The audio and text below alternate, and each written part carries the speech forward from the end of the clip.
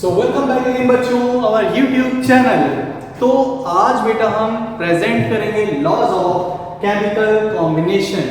तो laws of chemical combination क्या होते हैं, केमिस्ट्री में कौन कौन से लॉ लगते हैं हमारे रिएक्शंस में, हमारे फॉर्मूलों में, हमारे कंपाउंड्स में। तो आज हम इनकी बात करेंगे। तो हमारे पास ये बेटा 5 लॉज हैं जिनके बारे में हमें ब्रीफ में डिस्कस करना है। फर्स्ट जो हमारा लॉ है वो है the law of conservation of mass, law of conservation of mass. Second जो है वो है लॉ ऑफ डेफिनिट और कांस्टेंट प्रोपोर्शंस। सेकंड लॉ है law of definite and constant proportions. Third law हमारे पास है बेटा लॉ ऑफ मल्टीपल प्रोपोर्शंस, ठीक है, law of multiple proportions. And fourth है लॉ ऑफ रेसिप्रोकल प्रोपोर्शंस।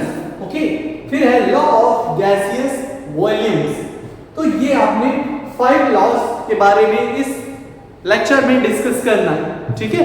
तो स्टार्ट करते हैं। सबसे पहले number 1 law of conservation of mass से। तो law of conservation of mass में क्या बताया गया था, तो पॉइंट वाइज चीजें हैं, देखते हैं।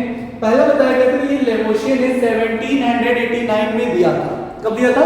1789 में लेवोशियर ने इस लॉ को दिया था।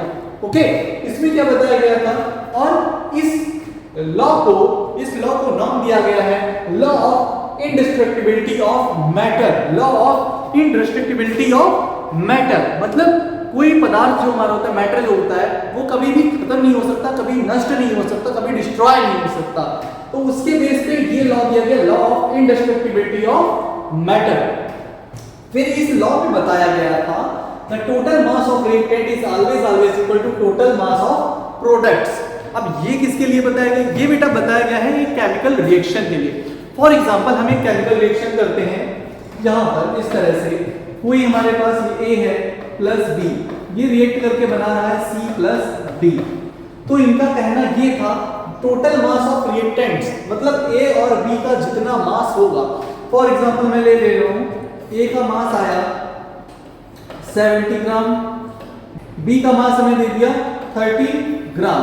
अब इस A और B ने रिएक्ट किया 70 और 30 ग्राम में, और यहां पर मुझे C का मास दे दिया बेटा 50 ग्राम और D का भी मास दे दिया 50 ग्राम। तो अब ये कैसे law of conservation of mass को फॉलो करेगा? देखिए, अगर हम इसको सॉल्व करते हैं तो बेटा A का मास कितना है 70 प्लस B का कितना है 30, तो 70 और 30, इधर कितना है 50 प्लस 50। अगर आप इन दोनों को देखोगे तो इधर भी बेटा 100 ग्राम आएगा ना 7 प्लस 30, और इधर भी 100 ग्राम ही आएगा। इट मींस यहां पर law of conservation of mass follow हो रहा है, ठीक है। तो इस लॉ में क्या बताया गया, total mass of reactant side is always equal to total mass of product side, यानी दोनों तरफ जो होता है वो मास इक्वल होता है किसी भी केमिकल रिएक्शन में। पहली चीज। इसके बाद इन्होंने बताया ये देखो सभी रिएक्शंस में लगेगा बट एक रिएक्शन में नहीं लगेगा, उसका नाम है ये न्यूक्लियर रिएक्शंस। न्यूक्लियर रिएक्शंस कभी भी law of conservation of mass को फॉलो नहीं करते। न्यूक्लियर रिएक्शंस इस लॉ को कभी भी फॉलो नहीं करेंगे, ठीक है। यहां पर इक्वेशन दी गई है E = mc², यानी कि जो मास है वो टोटल एनर्जी में कन्वर्ट होता है, बट यहां m जो रहता है ये डेल्टा m रहता है, और delta m is presented mass defect. क्या? मास डिफेक्ट, यानी यहां पर कोई ऐसी चीज है जो टोटल एनर्जी में ना कन्वर्ट होके कुछ पार्ट इसका हीट में कन्वर्ट हो जाता है। तो यहां पर न्यूक्लियर रिएक्शंस में ये लॉ फॉलो नहीं होता, बाकी सभी केमिकल रिएक्शंस में ये लॉ फॉलो होता है। कौन सा? Law of conservation of mass. आइए इसी पे न्यूमेरिकल दिया गया है, इसको करके देखते हैं, ठीक है। तो न्यूमेरिकल में बेटा क्या बोला गया है? न्यूमेरिकल में बोला गया है 1.70 gram of silver nitrate AgNO3 दे दिया, कितना ग्राम? AgNO3 दे दिया आपको 1.70 ग्राम, ठीक है, 1.70 gram dissolved in 100 gram of water. H2O कितना दे दिया? 100 ग्राम, ठीक है। 0.585 ग्राम ऑफ सोडियम क्लोराइड, यानी इसमें NaCl भी है, तो NaCl का मास दे दिया बेटा, कितना दे दिया? 0.585 ग्राम, ठीक है। डिसॉल्व इन 100 ग्राम, अगेन 100 ग्राम इसी में ऐड कर लेते हैं, तो ये 100 ग्राम और वाटर हो गया। फिर कहें रिएक्शन होती है तो उससे होगा क्या 1.435 ग्राम सिल्वर क्लोराइड। तो इनकी रिएक्शन से बना था, तो रिएक्शन इनकी करा लेते हैं, पहले देखते हैं रिएक्शन कैसी होगी। तो बेटा AgNO3 रिएक्ट कर रहा है किसके साथ, NaCl के साथ। जब ये NaCl के साथ रिएक्ट करता है तो प्रोडक्ट क्या बनाता है, AgCl प्लस यहां से बनेगा NaNO3 सोडियम नाइट्रेट। ये क्लास 10th की रिएक्शन है, प्रेसिपिटेशन रिएक्शन, ठीक है, जहां पर हमने इसको पढ़ा था आयन एक्सचेंज रिएक्शन में। जब आयन आपस में एक्सचेंज होते हैं तो वहां पर ये रिएक्शन अगर होती है AgCl और सोडियम नाइट्रेट NaNO3 बनता है। तो यहां पर सिल्वर क्लोराइड AgCl का कितना वेट दे दिया, AgCl गिवन है हमको 1.435 ग्राम और सोडियम नाइट्रेट भी दिया है, सोडियम नाइट्रेट NaNO3 का भी यहां पर मास दिया गया है कितना 0.85 ग्राम्स, ठीक है। ये देखेंगे क्या ये law of conservation of mass को फॉलो करती है क्या। तो हम करेंगे क्या बेटा, इसके जो दोनों रिएक्टेंट हैं, रिएक्टेंट यानी AgNO3 और NaCl, इनका दोनों का मास हम कंबाइन करते हैं। तो दोनों का कंबाइन करेंगे, कितना कंबाइन करके आएगा, कंबाइन करें दोनों का तो आपका यहां पर है 1.70 और NaCl में कितना दिया है 0.585 ये दिया है। ऐड कर देंगे 5, ये 8 हो गया, ये 12 और ये 2.285 ग्राम के आसपास आया। चलिए अब प्रोडक्ट का देखते हैं, प्रोडक्ट का एडिशन करते हैं। तो प्रोडक्ट में क्या है, प्रोडक्ट में हमारे पास है AgCl का बेटा वेट कितना, AgCl का 1.435 और NaNO3 कितना है 0.8 ग्राम, ठीक, ऐड करेंगे।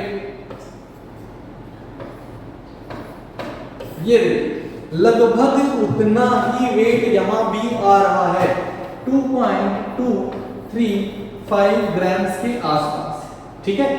सेम यहां पर वेट आ रहा है, इसलिए हम इसको क्या कर देंगे, हम इसलिए इसको बोल देंगे, अच्छा यहां पर एक 5 भी है, इसको देखेंगे तो 8 हो जाएगा, सेम आएगा बेटा मास। ये हमने 8 यहां पर 8 के बाद 5 छोड़ दिया था, 5 भी देख लेंगे तो ये सेम मास आ रहा है। देखो यहां से देखो इन दोनों में दिख रहा है सेम मास ये आया है। तो इसका मतलब ये law of conservation of mass को फॉलो कर रही है रिएक्शन, जो ये है हमारी सोडियम सिल्वर नाइट्रेट की जब NaCl से रिएक्ट कराते हैं तो हमारे पास सिल्वर क्लोराइड और सोडियम नाइट्रेट बनता है, ठीक है। चलिए तो नेक्स्ट हमारे पास जो लॉ है वो है law of definite constant proportions, law of definite और कांस्टेंट प्रोपोर्शंस। तो law of definite and constant proportion में क्या बताया गया था, देखिए बहुत आसान सी चीजें एक शब्द में समझेंगे बेटा। कंपाउंड होते हैं, जो कंपाउंड होते हैं उनके जो एलिमेंट होते हैं, कंपाउंड के जो एलिमेंट होते हैं वो हमेशा एक फिक्स रेशियो में होते हैं। क्या बताया, कंपाउंड के जो एलिमेंट्स होते हैं वो हमेशा एक फिक्स रेशियो में पाए जाते हैं, ठीक है। देखेंगे इसमें क्या बताया है, इसमें बताया देखिए a chemical compound always contains the same element, ठीक है। एक केमिकल कंपाउंड हमेशा सेम एलिमेंट कंटेन करेगा। अब जैसे वाटर है तो वाटर का फॉर्मूला हमेशा H2O ही होगा। अब वो कहीं का भी पानी हो इससे फर्क नहीं पड़ता। तो combine together in fixed proportion by mass, ये बहुत ध्यान रखने वाली बात है। बाय मास वो कह रहे हैं कि ये दोनों आपस में कंबाइन होते हैं, बाय मास कंबाइन होते हैं, है ना। That is a chemical compound has a fixed composition and it does not depend on the method of its preparation. मतलब कैसे बनाया गया है ये मैटर नहीं करता, पानी को आप कैसे बना रहे हो मैटर नहीं करता, बट वो पानी है, वाटर है, ये मैटर करता है। और वाटर अगर होगा तो उसका फॉर्मूला हमेशा H2O ही होगा और उसके जो एलिमेंट्स होंगे वो हमेशा हाइड्रोजन एंड ऑक्सीजन ही होंगे। उसके बाद वो कह रहे हैं और the source from which it has been obtained, या कहीं से भी पाया गया हो, वाटर कहीं का भी हो फॉर्मूला H2O ही रहेगा। और साथ ही साथ अब हम बात करेंगे कि उसमें किस तरह का रेशियो फिक्स रहता है। तो हमारे पास पहला बेटा है H2 वाटर। तो H2O में हम क्या निकालेंगे, हाइड्रोजन अपॉन ऑक्सीजन का रेशियो बाय मास। तो हाइड्रोजन अपॉन ऑक्सीजन का रेशियो निकालेंगे बेटा। तो हाइड्रोजन का मास कितना होता है 1 है, कितने 2 एटम है ना, 2 एटम है तभी एक मॉलिक्यूल बन रहा है। तो यहां पर हो जाएगा 2 अपॉन ऑक्सीजन का कितना रहता है 16, ऑक्सीजन का कितना मास रहता है 16। अरे भाई हाइड्रोजन का कितना होता है 1 और ऑक्सीजन का 16 रख दे तो कितना आ जाएगा 8 1। तो कितना है बेटा 1:8, कितना आ गया 1:8। अब वाटर कहीं का भी हो भाई रेशियो फिक्स रहेगा 1:8 ही रहेगा। नेक्स्ट हमारे पास दे दिया CO2, क्या दे दिया CO2 कार्बन डाइऑक्साइड। कार्बन का भी कितना होता है, कार्बन का होता है 12, कार्बन का 12, ऑक्सीजन का पता है 32 32। क्लियर, हाँ 32 क्यों हो जाएगा क्योंकि बेटा एक ऑक्सीजन का है 16 और यहाँ पर 2 ऑक्सीजन है, यहाँ पर 2 ऑक्सीजन है, 2 का कितना हो जाएगा 16 × 2 32। तो यहाँ पर निकालेंगे आप कार्बन अपॉन ऑक्सीजन, कार्बन का कितना 12 और अपॉन ऑक्सीजन ये बन जाएगा 32 लिख लेंगे क्योंकि 2 ऑक्सीजन है, यहाँ पे मल्टीप्लाई हो जाएगी 2 से और ये यहाँ से 32 आ जाएगा। तो कट, चलिए देखिए सॉल्व करते हैं इसको। ये आ जाएगा 16 और ये 6, ये आ जाएगा 3, ये आ जाएगा यहाँ पर 8। तो बेटा कितना है 3:8। CO2 का कितना है 3:8। तो अगर कार्बन डाइऑक्साइड कहीं बन रहा है तो उसमें कार्बन और ऑक्सीजन का जो रेशियो होगा वो कितना होगा 3:8 होगा।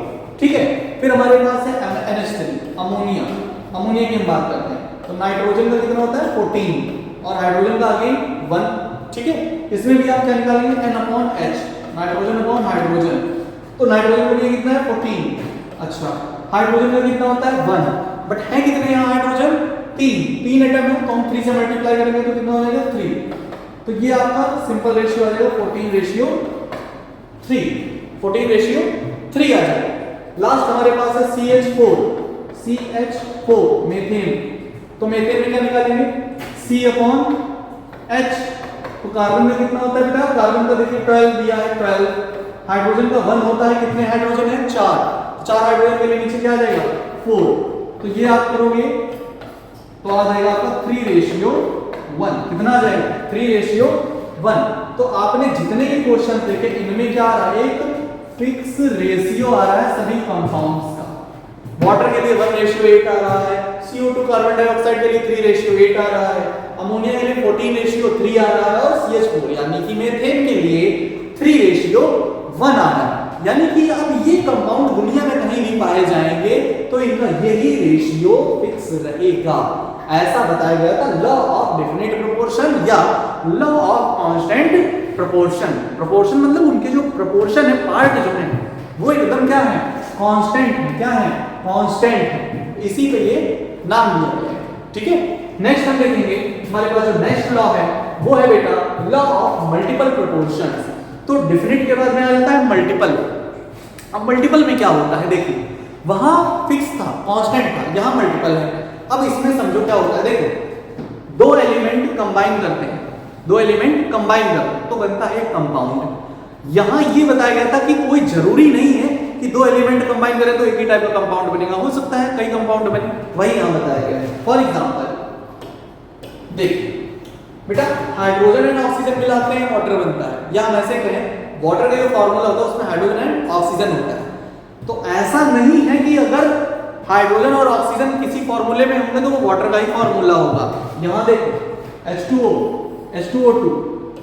H2O के साथ क्या है H2O2, हाइड्रोजन परऑक्साइड, ये क्या है बेटा हाइड्रोजन परऑक्साइड है। ठीक है, कई बार हमने इसके बारे में डिस्कस किया है। इसका स्ट्रक्चर कैसा होता है बेटा चेयर लाइक स्ट्रक्चर होता है। इसका स्ट्रक्चर कैसा होता है चेयर लाइक स्ट्रक्चर इस तरह से होता है, यहाँ पे ऑक्सीजन और नीचे ये हाइड्रोजन। तो ये आपका कैसा रहेगा बेटा चेयर लाइक स्ट्रक्चर रहेगा इस तरह से। ये हाइड्रोजन परऑक्साइड है। अब इसमें भी देखो हाइड्रोजन भी है ऑक्सीजन भी है और यहाँ भी हाइड्रोजन है और ऑक्सीजन है, लेकिन बना क्या है, एक जगह वाटर बन रहा है दूसरी जगह हाइड्रोजन परऑक्साइड बन रहा है। ठीक है, तो यहाँ ये बताया गया था this law puts forward Dalton in 1808। Dalton से 1808 में दिया गया। अकॉर्डिंग टू दिस लॉ, इस लॉ में क्या बताया गया इफ 2 एलिमेंट्स कंबाइन, अगर दो एलिमेंट आपस में कंबाइन होते हैं to form more than one compound, अगर दो एलिमेंट कंबाइन करते हैं तो ये कहना चाहते हैं कोई जरूरी नहीं है कि कंपाउंड बने, मोर देन वन कंपाउंड, एक कंपाउंड से भी ज्यादा बन सकते हैं, ऐसा इस लॉ में बताया गया। Then the different masses of one element which combine with a fixed mass of the other element। अच्छा, कंडीशन क्या है कि एक एलिमेंट का मास फिक्स रहेगा। जैसे इसमें देखो तो हाइड्रोजन बेटा H2 हाइड्रोजन का मास फिक्स है, लेकिन दूसरे एलिमेंट का मास चेंज हो गया। यहाँ पर ऑक्सीजन का मास कितना है 16, यहाँ कितना हो गया 32 हो गया। ठीक है, अभी बताया भाई एटम एंड मॉलिक्यूल, अभी बताया। तो यहाँ पर एक एलिमेंट का तो मास फिक्स है, लेकिन दूसरे का मास चेंज हो गया, और उसी चेंजिंग की वजह से ये एक नया कंपाउंड बन गया। ठीक, element here a simple ratio two one another, और फिर भी ये क्या करते हैं सिंपल रेशियो रखते हैं। आगे देखेंगे कार्बन मोनोऑक्साइड और CO2 गैस। तो बेटा कार्बन मोनोऑक्साइड और CO2 गैस में किसका रेशियो फिक्स है, कार्बन का, बट फिर यहाँ पर ऑक्सीजन का रेशियो चेंज हो गया, ऑक्सीजन का रेशियो चेंज हो गया। ये देखो N2O, N2O2, N2O3, N2O4 और N2O5। अब ये नाइट्रोजन और ऑक्सीजन के जितने कंपाउंड आप देख रहे हो, इसमें नाइट्रोजन का मास फिक्स है, नाइट्रोजन का मास फिक्स है। यहां पे बताया भी गया था with a fixed mass of other element, एक एलिमेंट का मास फिक्स है, यहां पर वो फिक्स कौन सा है नाइट्रोजन है ना, नाइट्रोजन फिक्स है और ऑक्सीजन चेंज हो रहा है, सही ना। तो आई थिंक ये वाला समझ गए होंगे लॉ। ठीक है, चलिए आगे चलते हैं। नेक्स्ट जो हमारे पास आता है बेटा, ये आता है लॉ ऑफ रेसिप्रोकल प्रोपोर्शन। अब ये समझेंगे क्या होता है, ये थोड़ा टफ भी रहता है, बच्चे कंफ्यूज हो जाते हैं मोस्ट ऑफ। ठीक है, लेकिन हम आपको बहुत आसानी से समझाएंगे। देखिए, जैसे मान लो जैसे जीरोथ लॉ ऑफ थर्मोडायनामिक्स में बताया गया था, ठीक यहां भी ऐसे ही बात की गई है। यहां पे ऐसे बात की गई है, तीन लोग हैं और वो आपस में फ्रेंड्स हैं। अब ऐसे समझिए कि अगर मैं इस पड़ोसी का अपना फ्रेंड हूं, अगर मैं इसका फ्रेंड हूं, ठीक है, तो और वो किसी और का फ्रेंड है, तो हमारा और आपस में उसका रिलेशन भी कैसा हुआ, फ्रेंड्स का ही हुआ, दोस्ती का ही हुआ, है ना। तीन लोग हैं इस तरह से, ये मैं हूं, एक ये है और एक ये है। अगर ये इसका दोस्त है और ये इसका दोस्त है, तो ये बताया गया था ये इसका भी फ्रेंड होगा। तो इसी तरीके का कुछ कॉन्सेप्ट हम इसमें लगाते हैं। अब देखेंगे क्या कॉन्सेप्ट लगाएगा।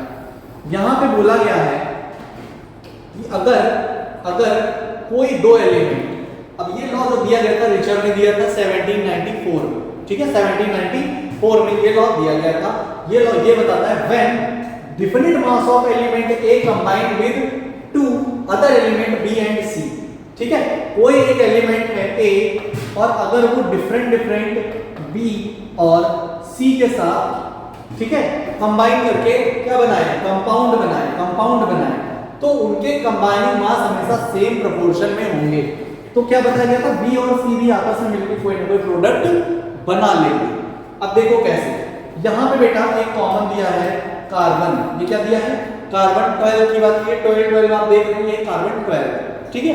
अब ये जो कार्बन 12 है, ये रिएक्ट कर रहा है एक बार हाइड्रोजन से, किससे रिएक्ट कर रहा है बेटा, हाइड्रोजन से, और बना क्या रहा है CH4, ये क्या है मीथेन, ये क्या है मीथेन। कार्बन और हाइड्रोजन आपस में मिलकर क्या बना रहे हैं, मीथेन बना रहे हैं। अब मीथेन में यहाँ तो कार्बन का 12 होगा और हाइड्रोजन में कितना रहेगा बेटा 4, यहाँ एक प्रोपोर्शन फिक्स हुआ, ठीक। अब इसी कार्बन ने इधर ऑक्सीजन से रिएक्ट किया तो क्या बना है, इधर बना है CO2, क्या बना है CO2, जहां पे कार्बन का रहेगा 12 और ऑक्सीजन का 32, क्योंकि ऑक्सीजन एटम का जो मास होता है वो होता है 16 और जो ऑक्सीजन मॉलिक्यूल फॉर्म में जब चला जाता है तब होता है 32। तो इस तरह से इन्होंने कंबाइन किया। अब हमारे पास जो हाइड्रोजन और ऑक्सीजन बचेंगे, ये बेटा आपस में कंबाइन करेंगे और एक प्रोडक्ट बनाएंगे, कौन सा, वाटर, H2O बना लेते हैं। H2O में यहां पर हाइड्रोजन का मास कितना होगा 2 और ऑक्सीजन में कितना रहेगा बेटा, सिंगल है 16, ठीक है। ये बताया गया था, मतलब अगर ये इसके साथ कंबाइन होकर कोई कंपाउंड बना रहे हैं और ये इसके साथ कंबाइन होकर कोई कंपाउंड बना रहे हैं, तो ये आपस में भी एक कंपाउंड बनाएंगे इन अ सेम प्रोपोर्शन। अब यहां पर सेम प्रोपोर्शन कौन सा है, कॉमन इसमें से क्या मिला आपको, यहां से देखिए, यहां से जब लेके आए तो यहाँ से कार्बन और हाइड्रोजन CH4 बना लिया, हाइड्रोजन मिल गया, ठीक। और इधर से तुमको क्या मिल गया बेटा, ऑक्सीजन मिल गया। इन दोनों में कॉमन क्या था, कार्बन। इन दोनों में कॉमन क्या था, कार्बन। तो उसको साइड किया, हाइड्रोजन और ऑक्सीजन को लेके आए और उन्होंने भी एक कंपाउंड बनाया इन अ सेम प्रोपोर्शन, ठीक है। ऐसे इस लॉ को एक्सप्लेन किया गया था, ठीक है। तो आई थिंक ये आपको कॉन्सेप्ट समझ में आ गया होगा, ठीक है। सेम चीज है, वो भी सेम चीज है, ये भी सेम चीज है, दोनों को समझ गए होंगे, है ना। तो ये था आपका बेटा law of reciprocal proportions, law of reciprocal proportions.